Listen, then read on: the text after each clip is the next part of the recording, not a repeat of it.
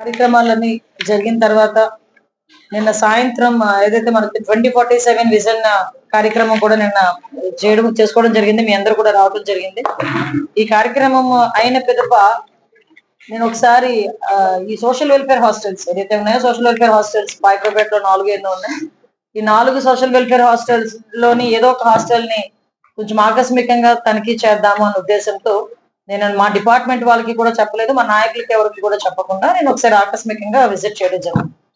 ఎందుకు ఈ కార్యక్రమానికి తీసుకున్నామంటే ఈ రోజు గవర్నమెంట్ చాలా చిత్తశుద్ధితో ఒక పక్క మధ్యాహ్న భోజన పథకంలో ఒక సన్నబియ్యం ఏర్పాటు చేయడం కానీ, అదేవిధంగా ఈ రోజు ఇంటర్మీడియట్ పిల్లలకి ఏదైతే మధ్యాహ్న భోజనం పథకం ఉందో అది డొక్కా సీతమ్మ వారి మధ్యాహ్న భోజన పథకం అని చెప్పి మనం ఏర్పాటు చేసి దాని ద్వారా కూడా ఒకసారి మనందరం కూడా వాళ్ళందరికీ కూడా మధ్యాహ్న భోజనం పథకం ఏర్పాటు చేయడం, వాళ్ళకి కూడా ఈ ఫైన్ రైస్ సన్నబియ్యం ఇవ్వాలి అని ఆలోచించడం. అదేవిధంగా hostels SC welfare hostel, BC welfare hostels లో కూడా ఎవరైతే చదువుకుంటున్న విద్యార్థులు ఎవరైతే ఉన్నారో వాళ్ళందరికీ కూడా మంచి భోజనం అందజేయాలి, మంచి సదుపాయాలు అందజేయాలి, వాళ్ళకి పౌష్టికాహారం అందజేయాలనేది ఎన్డీఏ కూటమి తాలూకా లక్ష్యం.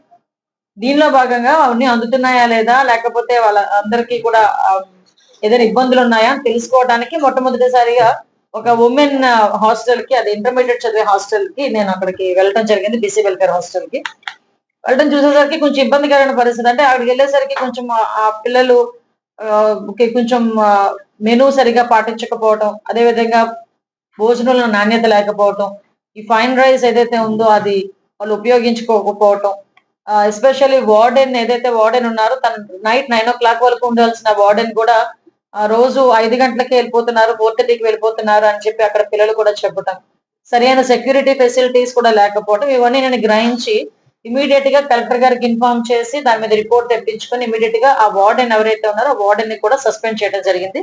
సస్పెన్షన్ ఆర్డర్ కూడా ఆల్రెడీ ఇష్యూ కూడా చేయడం జరిగింది. అయితే ఈ రోజు ఒక మంచి పనికి వెళ్ళాము. ఆ మంచి పని ఆ పిల్లలతో కూడా మాట్లాడాను, పిల్లల యోగక్షేమాలు కూడా నేను కనుక్కున్నాను, వాళ్ళతో కలిసి భోజనం చేశాను. భోజనం నాణ్యత బాగాలేదని నేను భోజనం చేసిన తర్వాత కూడా ఆ నాణ్యత కూడా ఇబ్బందికరంగా ఉందని సంగతి తెలిసి ఇమ్మీడియట్ గా మేము ఒక బాధ్యతాయుతమైన పొజిషన్ లో ఉన్న తర్వాత ప్రభుత్వ సంక్షేమ కార్యక్రమాలు అందరికీ అందుతున్నాయా లేదా, సరిగా అందుతున్నాయా లేదా అన్న చూసుకోవాల్సిన బాధ్యత కూడా మాది ఉంది. సో ఆ బాధ్యతలో భాగంగానే నేను వెళ్ళి చూసుకొని వచ్చాము, అంతా అయింది. ఆ వార్డెన్ కూడా సస్పెండ్ చేయడం జరిగింది. కలెక్టర్ గారు కూడా దీని మీద చాలా సీరియస్ గా తీసుకున్నారు. అట్ ద సేమ్ టైం అన్ని హాస్టల్స్ ని కూడా తనిఖీ చేసుకోవాలని చెప్పేసి ఈ రోజు కలెక్టర్ గారు కూడా ఆదేశాలు ఇవ్వడం జరిగింది. SC welfare hostels, BC welfare hostels, అన్ని హాస్టల్స్ ని కూడా ఈ రోజు ఒకసారి మనం కూడా తనిఖీ చేసుకోవాలని చెప్పి నిర్ణయించుకోవడం జరిగింది. అయితే వైఎస్ఆర్సీపీ వాళ్ళు నిజంగా వాళ్ళు ఎలా తయారయ్యారంటే మంచిని మంచిగా కూడా చూపించుకోలేని దరిద్ర పరిస్థితిలో వాళ్ళు ఉన్నారు. సాక్షి మీడియా, వైఎస్ఆర్సీపీ సోషల్ మీడియా. ఈ రోజు అక్కడ ఏదో నేను మాట్లాడుతుంటే అందులో ఏదో బొద్దింగ్ వచ్చిందని ఒకడు అలాగా ఇలాగ ఇష్టానుసారంగా రాసుకుని పడిపోయాడు. అంటే ఇలాంటివి నేను ఏమంటానంటే అదే నిజం చెప్పు, నేను ధైర్యంగా నా నియోజకవర్గంలో ఇలా జరిగింది, నేను వెళ్ళాను, అక్కడ హాస్టల్ పరిస్థితులు ఇలా ఉంది, ఇమీడియట్ గా నేను స్పందించాను, మళ్ళీ ఫర్దర్ గా జరగకుండా చూసుకునే బాధ్యత తీసుకుంటాను అని చెప్పి ఒక వార్డెన్ ని సస్పెండ్ చేసి ఇమీడియట్ గా విత్ ఇన్ 13 hours లో, నాకు తెలిసి మార్నింగ్ 11 o'clock ఆర్డర్ వచ్చింది. నేను రాత్రి 7 గంటలకి నేను వెళ్ళాను. మార్నింగ్ 7 o'clock కల్లా మళ్ళీ ఆర్డర్ వచ్చింది. ఆ అమ్మాయిని సస్పెండ్ చేసి మళ్ళీ మెరుగైన ఆహార పదార్థాలు యాజ్ పర్ మెనూ అందించాలని చెప్పి కలెక్టర్ గారు మేమందరం కూడా ఆదేశాలు ఇచ్చాం. అంతా అయిపోయింది. అది దాన్ని కూడా పాజిటివ్ గా తీసుకోకుండా నిన్న సోషల్ వెల్ఫేర్ హాస్టల్లో ఏదో పురుగు వచ్చిందట, అలా వచ్చిందట, ఇలా వచ్చిందట అని చెప్పేసి సోషల్ మీడియాలో నోటికి వచ్చినట్టు ప్రచారం అనమాట. ఆఖరికి ఏదో 2-3 తెలియక ఏదో పెట్టారు అంటే దానికి ఒక ఆలోచన చేసుకోవచ్చు.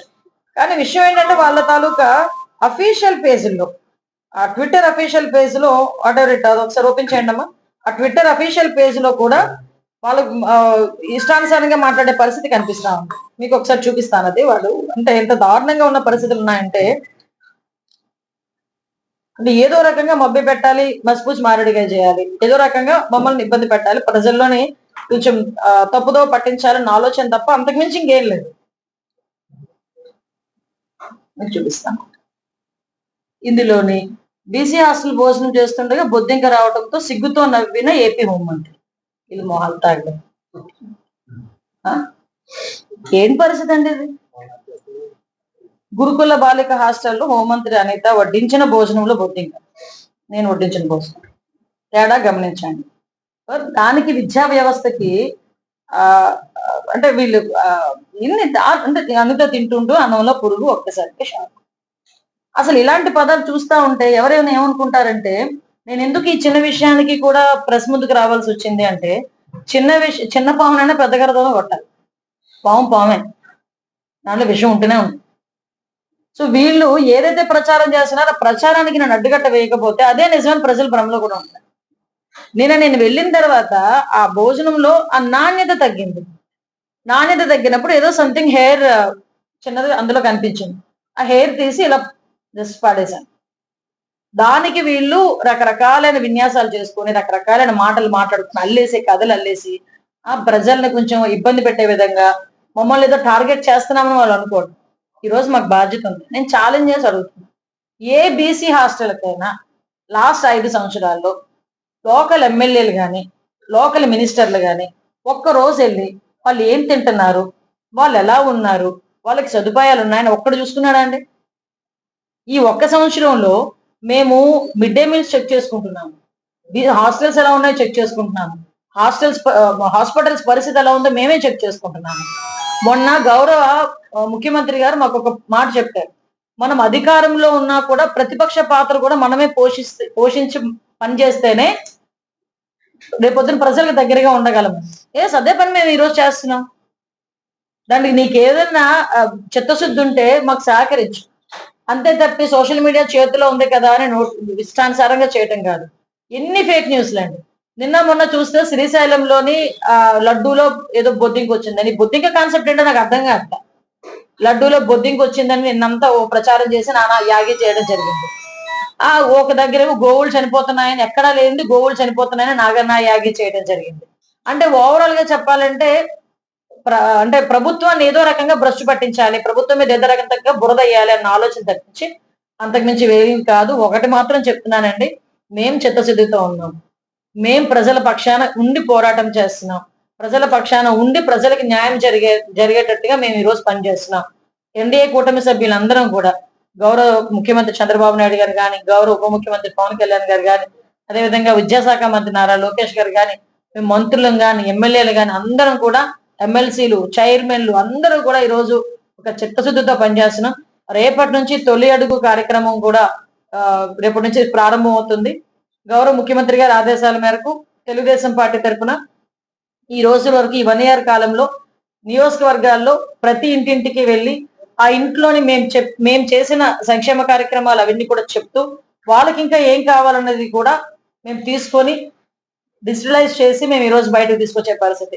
నిజంగా ఈ కార్యక్రమం చేయడానికి ఏ పార్టీకైనా దమ్ముండాలి.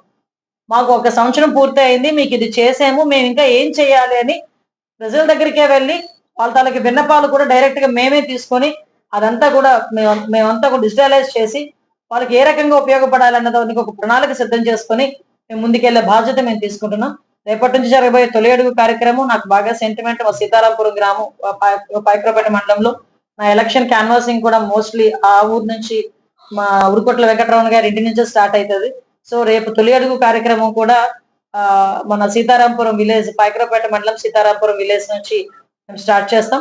ప్రతిరోజు ప్రతి బూత్ లోని కూడా ఈ తొలి అడుగు కార్యక్రమం జరుగుతుంది. రోజుకి కంపల్సరీగా ప్రతి ఇంటి 50 నుంచి 100 ఇంట్లకి మా నాయకులు, మా కేఎస్ఎస్లు, అదేవిధంగా మా బూత్ ఇన్ఛార్జెస్ అందరూ కూడా వెళ్తారు.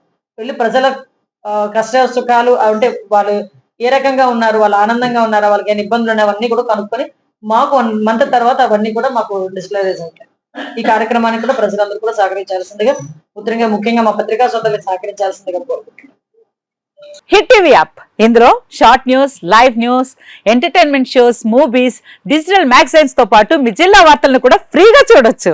ఇంకెందుకు ఆలస్యం, వెంటనే హిట్ టీవీ యాప్ ని డౌన్లోడ్ చేసుకుని ఫ్రీగా ఎంటర్టైన్మెంట్ పొందండి. Hit TV app. Hit TV app. Please download hit TV app. Hit TV app ని ఫ్రీగా డౌన్లోడ్ చేసుకుని ఎంజాయ్ చేయండి. మీకు నచ్చిన ఎంటర్టైన్మెంట్ కోసం హిట్ టీవీ యాప్ ని ఫ్రీగా డౌన్లోడ్ చేసుకుని ఎంజాయ్ చేయండి. హిట్ టీవీ యాప్ ని డౌన్లోడ్ చేసుకుని ఆస్వాదించండి, ఆశీర్వదించండి. ఇంతమంది సెలబ్రిటీలు హిట్ టీవీ యాప్ ని డౌన్లోడ్ చేసుకోండి అని చెప్తున్నారంటే ఎంత మంచి యాప్ ఆలోచించండి. అమెరికా అమెరికా అమెరికా అమెరికాలో చదవాలనుకునే వాళ్ళకి విశ్వసనీయమైన పేరు మన శౌర్య కన్సల్టెన్సీ. UK లో 1 year masters. UK లో 1 year masters. 2 years work permit up to 5 years visa. Contact Saurya Consultancy. Contact 89851 89851.